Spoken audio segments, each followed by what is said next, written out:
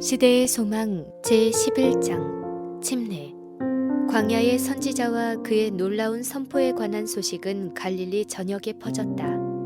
이 기별은 깊은 산골 벽촌의 농부들과 해변의 어부들에게까지 미치어 그들의 단순하고 진실된 마음에 가장 참된 반응을 일으켰다. 나사렛에서는 이 기별이 요셉의 묵공소에도 들리게 되었는데 예수께서 그 외침을 알아보셨다. 그분의 때는 왔다. 그분은 자신의 매일의 수고에서 돌아서서 어머니에게 구별 인사를 한 후 요단강으로 모여가고 있는 마을 사람들의 발자취를 따라가셨다. 예수님과 침례 요한은 친척간이었고 그들의 출생에 따른 사건 때문에 긴밀한 관련을 맺고 있었지만 아직 서로 직접 대면해 본 적이 없었다.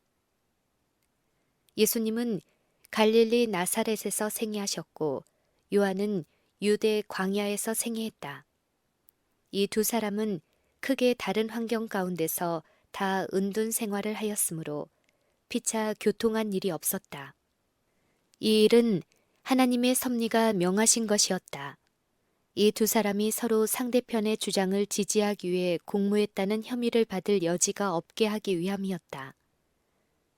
요한은 예수님의 탄생을 특징 지은 사건에 대해 잘 알고 있었다. 그는 예수께서 소년시대에 예루살렘을 방문하신 일과 랍비의 학교에서 생긴 일에 대하여 들었다. 그는 예수님의 죄 없는 생애에 대하여 알았으며 그가 메시아가 되실 것을 믿었으나 이에 대한 결정적인 보증은 얻지 못하였다. 예수께서 그처럼 오랫동안 세상에 알려지지 않은 채로 계시고 당신의 사명에 대하여 특별한 증거를 주시지 않은 사실은 그분이 과연 약속되신 분이실까 하는 의심을 일으킬 여지를 주었다. 그러나 침례 요한은 하나님의 정하신 때가 이르면 모든 것이 다 분명해지리라고 생각하면서 믿음으로 기다렸다.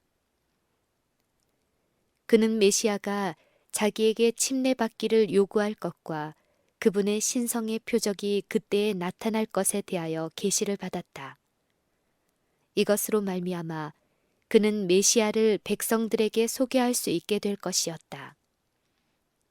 예수께서 침례를 받기 위해 오셨을 때 요한은 전에 어떤 사람에게도 찾아볼 수 없었던 품성의 순결성을 그에게서 보게 되었다. 그분이 계신 자리는 그 분위기까지도 거룩하고 엄숙하였다. 요한은 요단강에서 자기 주위에 모여들었던 무리들 가운데서 범죄에 대한 험악한 이야기를 들었고 숱한 죄짐에 눌린 사람들을 만난 적은 있었으나 그처럼 신령한 가마력을 나타내는 사람과 접촉해 본 적은 결코 없었다. 이 모든 것이 다 메시아에 관하여 요한에게 계시된 것과 부합되었다. 그러나 그는 예수님의 요청에 응하기를 주저하였다.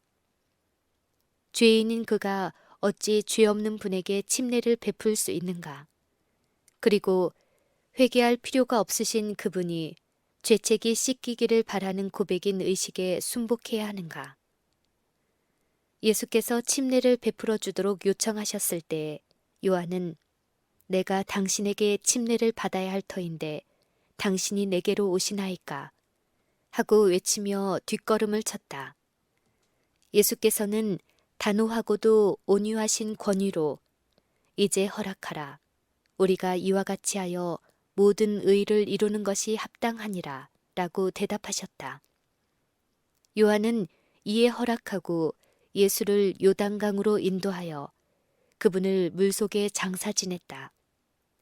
침례를 받으시고 곧 물에서 올라오실새 예수께서 하늘이 열리고 하나님의 성령이 비둘기같이 내려 자기 위에 임하심을 보시었다.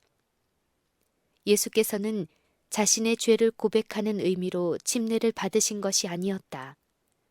그는 죄인과 같이 되셔서 우리가 걸어야 할 걸음을 걸으시고 우리가 하여야 할 일을 행하신 것뿐이다. 침례를 받으신 후에 그분의 고난과 오래 참으신 생애도 또한 우리에게 모본이 되었다. 물에서 나오신 예수님은 곧 강 언덕에 엎드려 기도하셨다. 새롭고도 중대한 시대가 그분 앞에 열리고 있었다. 그분은 지금 좀 더 광범한 무대에 서서 생애의 투쟁에 들어가고 계셨다. 그분은 평강의 왕이셨지만 그분의 강림은 칼을 뽑는 것과 같아야 했다. 예수께서 건설하려고 오셨던 나라는 유대인이 원하던 나라와는 정반대였다. 이스라엘 나라의 제사제도의 기초가 되신 그분이 그 제도의 원수와 파괴자로 여겨질 것이었다. 신의 산에서 율법을 반포하신 그분이 범법자로 정죄를 받게 될 것이었다. 사단의 세력을 깨뜨리기 위해 오신 그분이 바알세불이라는 비난을 받게 될 것이었다. 이 세상에서 그분을 이해한 사람은 아무도 없었으며 공생의 동안도 그분은 홀로 행하셔야 하였다. 그분의 일생 동안 당신의 어머니와 형제들은 그분의 사명을 이해하지 못했다. 그분의 제자들조차도 그분을 이해하지 못했다. 그분은 하나님과 하나가 되셔서 영원한 빛 가운데 거하셨으나 그분의 지상생애는 고독 속에서 보내야 했다. 그분은 우리와 같은 자로서 우리의 죄와 비애의 짐을 담당하셔야 했다. 무죄하신 자가 죄의 수치를 느끼셔야 했다. 평화를 사랑하는 자가 분쟁과 함께 살아야 했고 진리가 거짓과 함께 깨끗함이 누추함과 함께 거해야 했다. 범죄로 생긴 모든 죄악, 모든 불화, 모든 누추한 정욕은 그분의 마음에 큰 고통을 가져다 주었다. 그분은 홀로 그 길을 걸어야 하였으며 홀로 그 짐을 지셔야 했다. 영광을 버리고 인류의 연약한 몸을 받으신 그분에게 세상의 구속이 달려 있었다. 그분은 이 모든 것을 알고 깨달으셨으나 그분의 목적은 여전히 견고하였다. 타락한 인류의 구원이 그분의 팔에 달렸으므로 그분은 하나님의 전능하신 사랑의 손을 붙잡기 위하여 당신의 손을 내미셨다. 구주께서 기도로 당신의 심정을 토로하실 때에 그분의 시선은 하늘을 꿰뚫는 듯했다. 그분은 죄가 사람의 마음을 완악하게 한 것과 사람이 당신의 사명을 이해하고 구원의 선물을 받아들이기가 얼마나 어려운지를 잘 아셨다. 그분은 그들의 불신을 정복하고 사단이 그들을 메어둔 착고를 깨트리며 그들을 대신하여 파괴자를 정복할 수 있는 능력을 달라고 아버지께 간구하셨다. 그분은 하나님께서 당신의 아들 안에서 인류를 받으신다는 증거를 달라고 간구하셨다. 천사들은 전에 이러한 기도를 들어본 적이 결코 없었다. 그들은 자신들의 사랑하는 사령관이신 예수께 보증과 위로의 기별을 전해주기를 갈망한다. 그러나 그렇게 되지 않았다. 아버지께서 친히 당신의 아들의 간구를 응답하실 것이다. 아버지의 영광의 빗줄기가 직접 보좌에서 흘러나온다.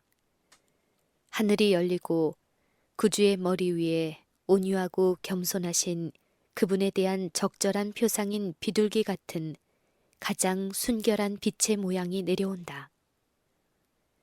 요단강에 모인 큰 무리 가운데 침례 요한을 제외하고 하늘의 이상을 식별한 사람은 거의 없었다. 그러나 하나님의 임재에서 오는 엄숙함이 회중 위에 임하였다. 사람들은 서서 묵묵히 예수를 주목하였다. 그분의 몸은 하나님의 보좌를 항상 두르고 있는 그 빛으로 덮여 있었다. 위를 향한 그분의 얼굴은 그들이 전에 사람의 얼굴에서는 전혀 보지 못했던 영광으로 빛났다. 열린 하늘에서 한 소리가 있어 이르기를 이는 내 사랑하는 아들이요 내 기뻐하는 자라고 하였다. 이 확인의 말씀을 주신 것은 그 광경을 목도하는 자들의 마음 가운데 믿음을 고취시키며 그분의 사명을 위하여 구주의 힘을 북돋아 주기 위해서였다. 범죄한 세상의 죄가 그리스도에게 지워졌음에도 불구하고 우리의 타락한 본성을 친히 취하시는 그러한 굴욕에도 불구하고 하늘에서 들려온 음성은 그분을 영원하신 하나님의 아들이라고 선언하였다. 요한은 예수께서 한 간구자로서 아버지의 간합하심을 받기 위하여 눈물을 흘리면서 간절히 기도하시는 것을 보고 깊은 감명을 받았다. 하나님의 영광이 예수를 감싸고 하늘에서 소리가 들렸을 때 요한은 하나님께서 약속하셨던 표적을 알아보았다. 요한은 자기가 침례를 베풀어 준 분이 세상의 구주라는 것을 알았다. 성령이 그에게 임하자 그는 손을 펴서 예수님을 가리켜 부르짖었다. 보라, 세상 죄를 지고 가는 하나님의 어린 양이로다. 그 청중 가운데 한 사람도 심지어 그 말을 한 요한조차도 하나님의 어린 양이라는 이 말의 뜻을 깨닫지 못했다. 아브라함은 모리아 산에서 자기 아들이 내 아버지여 번제할 어린 양은 어디 있나이까 하고 묻는 말을 들었다. 아버지는 대답하기를 아들아 번제할 어린 양은 하나님이 자기를 위하여 친히 준비하시리라 라고 하셨다. 아브라함은 이삭 대신에 하나님께서 준비하신 수양에게서 사람의 죄를 위하여 돌아가실 그분의 표상을 보았다. 성령께서는 이 사건을 취해서 이사야를 통하여 구주에 대하여 예언하셨다. 그가 마치 도수장으로 끌려가는 어린 양과 같으며 여호와께서는 우리 무리의 죄악을 그에게 담당시켰도다.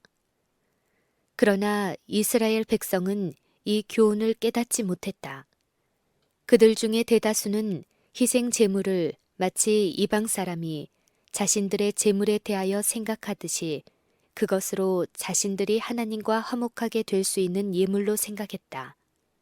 그러나 하나님께서는 그들을 당신과 화목시키는 예물은 당신의 사랑에서 나오는 것임을 그들에게 가르치기를 원하셨다. 그리고 요단강에서 예수님에게 이는 내 사랑하는 아들이요 내 기뻐하는 자라고 하신 말씀은 인류에게 향하여 하신 말씀도 되는 것이다. 하나님께서는 우리의 대표자로서의 예수님에게 말씀하신 것이다. 우리의 이 모든 죄와 연약함에도 불구하고 우리는 무가치한 자로서 버림을 받지는 않는다. 그분은 사랑하시는 자 안에서 우리를 받으셨다. 그리스도께 임한 그 영광은 우리에 대한 하나님의 사랑의 보증이다. 그것은 기도의 능력, 곧 사람의 음성이 하나님의 귀에 상달되고 우리의 간구가 하늘 궁정에서 간합된다는 사실을 말해준다. 죄를 통하여 이 지구는 하늘과 분리되고 하늘과의 교통이 끊어졌다. 그러나 예수께서 이것을 다시 영광의 세계와 연결시키셨다. 그분의 사랑은 사람을 둘러쌌으며 가장 높은 하늘에까지 미쳤다. 하늘의 열린 문에서 쏟아져 나와 구주의 머리에 비친 그 빛은 우리가 시험을 저항하기 위해 도움을 간구할 때에 우리에게도 임할 것이다. 예수님에게 말씀하신 그 음성은 또한 모든 믿는 자에게 이는 내 사랑하는 아들이요 내 기뻐하는 자라고 말씀하신다. 사랑하는 자들아, 우리가 지금은 하나님의 자녀라. 장래에 어떻게 될 것은 아직 나타나지 아니하였으나 그가 나타나심이 되면 우리가 그와 같을 줄을 아는 것은 그의 계신 그대로 볼 것을 인함이라. 우리 구주께서는 가장 죄 많고 가장 궁핍하고 가장 압제받고 멸시당하는 자라도 하늘 아버지께로 나아갈 수 있도록 길을 열어놓으셨다. 모든 사람은 예수께서 준비하러 가신 집에서 살 수 있을 것이다. 거룩하고 진실하사 다윗의 열쇠를 가지시니 곧 열면 닫을 사람이 없고 닫으면 열 사람이 없는 그이가 가라사대 볼지어다 내가 네 앞에 열린 문을 두었으되 능히 닫을 사람이 없으리라.